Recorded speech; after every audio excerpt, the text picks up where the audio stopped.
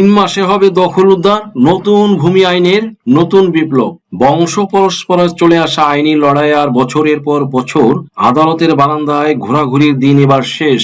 কাগজের স্তূপে চাপা পড়া ন্যায় বিচারকে মুক্ত করতে এসেছে এক নতুন হাতিয়ার। এটি কেবল একটি আইন নয়, বরং সাধারণ মানুষের অধিকার ফিরিয়ে দেওয়ার এক ভূমি বিপ্লব। আপনার পৈতৃক ভিটা দখল করে নিয়েছে প্রভাবশালী কেউ। এখন আর মামলা জেতার জন্য আপনাকে 20 বছর অপেক্ষা করতে হবে না, মাত্র 90 দিন বা 3 মাস।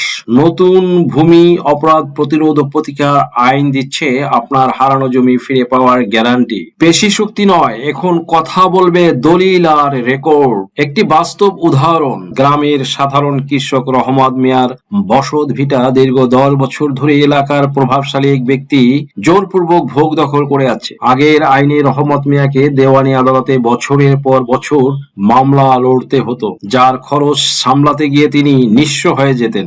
নতুন আইনের বিপ্লব, এখন রহমত মিয়া কেবল প্রয়োজনীয় দলিলপত্র নিয়ে সংশ্লিষ্ট জেলা প্রশাসক, ডিসি বা নির্বাহী ম্যাজিস্ট্রেটের কাছে আবেদন করবেন। ম্যাজিস্ট্রেট অভিযোগের সত্যতা যাচাই করে দখলদারকে উচ্ছেদের আদেশ দেবেন এবং রহমত মিয়াকে জমির দখল বুঝিয়ে দেবেন। পুরো প্রক্রিয়াটি সর্বোচ্চ 3 মাসের মধ্যে সম্পন্ন হবে। কেউ এই আদেশ অমান্য করলে তাকে জেল ও জরিমানার মুখোমুখি হতে হবে, যা আগে কখনো এতটা দ্রুত এবং কার্যকর ছিল না।